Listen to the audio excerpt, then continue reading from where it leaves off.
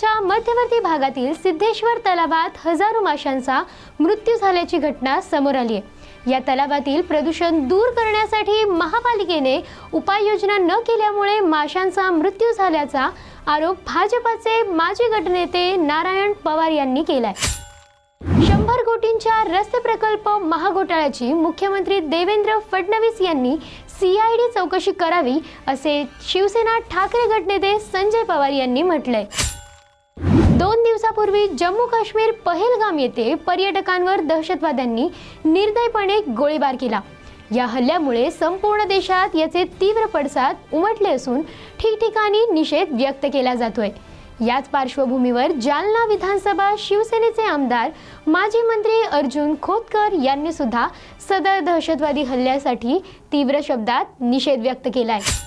उपमुख्यमंत्री अजित पवार यांनी काश्मीरमध्ये अडकलेल्या पुणे जिल्ह्यातील पर्यटकांशी साधलाय संवाद। उपमुख्यमंत्री अजित पवार यांच्याकडून अडकलेल्या पर्यटकांना सुखरूप आणण्यासाठी धीर देण्यात आलाय। जम्मू काश्मीरमधील पहलगाम येथे झालेल्या भ्याड दहशतवादी हल्ल्याचा तीव्र निषेध करत अमरावती जिल्हा वकील संघाने आज मूक मोर्चा काढलाय। हा मोर्चा जिल्हा न्यायालयापासून जिल्हाधिकारी कार्यालयापर्यंत निघाला असून यामध्ये शेकडो वकिलांनी सहभाग घेतला होता। मुंबईतील विलेपार्ले येथील दिगंबर जैन समाजाचे मंदिर मुंबई महानगरपालिकेच्या अधिकाऱ्यांनी बुलडोझर चालवून जमीनदोस्त करत जीन मूर्ती व जीनशास्त्राची अवहेलना केली आहे। याच घटनेचे पडसाद संपूर्ण महाराष्ट्रात पाहायला मिळत आहेत। आज धुळे शहरातील जैन मंदिरापासून निघालेला हा मोर्चा लक्षवेधी ठरला। या मोर्चामध्ये हजारो समाज बांधव मोठ्या संख्येने उपस्थित होते। 2 किन्नर हे पहलगाम मध्ये अडकले असून त्यांची सुखरूप सुटका करून त्यांना महाराष्ट्रात परत आणा अशी मागणी करतच धुळ्यातील किन्नर आखाड्याच्या प्रमुखांनी धुळे जिल्हाधिकारी यांची भेट घेतली आहे।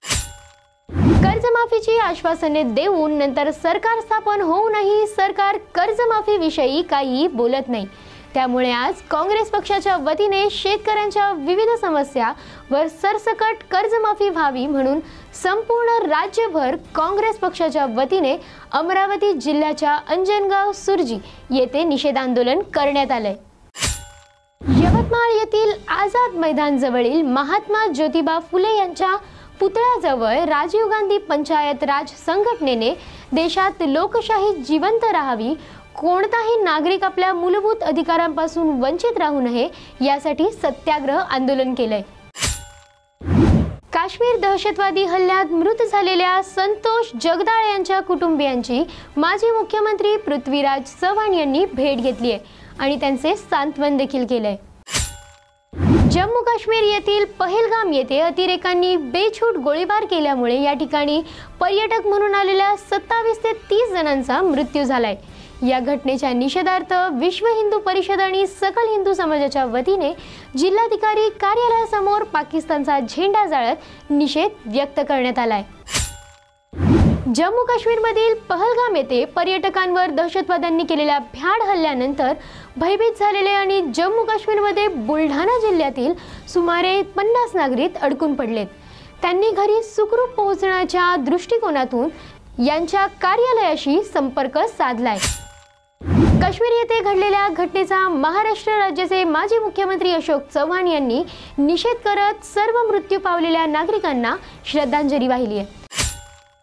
जम्मू काश्मीरमधील पहलगाम येथे निष्पाप निहत्ते सामान्य नागरिकांना त्यांचे नाव व धर्म विचारून गोळ्या झाडण्यात आल्यात। आज भारतीय जनता पार्टीच्या वतीने क्रांती चौकामध्ये या घटनेच्या विरोधात आंदोलन करण्यात आलंय। नागपूर प्रादेशिक हवामान विभागाचे आज आणि उद्या विदर्भातील बहुतेक जिल्ह्यात उष्णतेच्या लाटा कायम राहण्याचा अंदाज दिलाय। मात्र शनिवार नंतर पूर्व विदर्भाला मिळणार उन्हापासून दिलासा। हवामान विभागाने पूर्व विदर्भात पावसाचा अंदाज वर्तवलाय। सुपर स्पेशालिटी रुग्णालय फेज 2 मध्ये लिफ्ट 4 महिन्यांपासून बंद आहे। रुग्णांना घेऊन 4थ्या मजल्यावर जाताना नातेवाईकांना मनस्ताप होत असल्याचं चित्र दिसून येतं। जम्मू काश्मीर येथील पहलगाम येथे झालेल्या हल्ल्याच्या निषेधार्थ शेवगाव तालुका सकल हिंदू समाजाच्या वतीने शेवगावमधील क्रांती चौकामध्ये जाहीर निषेध व्यक्त करण्यात आलाय।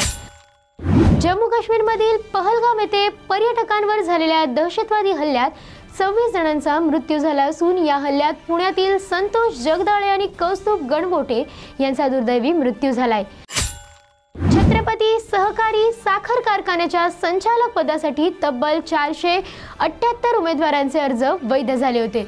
उपमुख्यमंत्री अजित पवार यांच्या उपस्थितीत छत्रपती सहकारी साखर कारखान्याच्या संचालन पदाच्या मुलाखती सुरू झाल्या। गोंदिया जिल्ह्याच्या सडक अर्जुनी तालुक्यात आज एक विशेष उपक्रम पार पडलाय। अर्जुनी मोरगाव विधानसभा क्षेत्राचे आमदार राजकुमार बडोले यांच्या उपस्थितीत नोंदणीकृत बांधकाम कामगारांना किचन साहित्याचे वाटप करण्यात आले। जैन समाजाच्या संतांवर होणारा हल्ला, मुंबईतील विलेपार्ले येथील जैन मंदिर पाडल्याच्या निषेधार्थ आणि जम्मू काश्मीर येथे झालेल्या हल्ल्याच्या निषेधार्थ चोपड्यात समस्त जैन समाजाच्या वतीने निषेध मूक मोर्चा काढण्यात आलाय। जम्मू काश्मीरमधील पहलगाम येथे झालेल्या दहशतवादी हल्ल्याच्या पार्श्वभूमीवर बुलढाण्यातील चिखली येथे छत्रपती शिवाजी महाराज यांच्या पुतळ्यासमोर काँग्रेसकडून दहशतवाद्यांच्या प्रतिकात्मक पुतळ्याचे दहन करण्यात आले।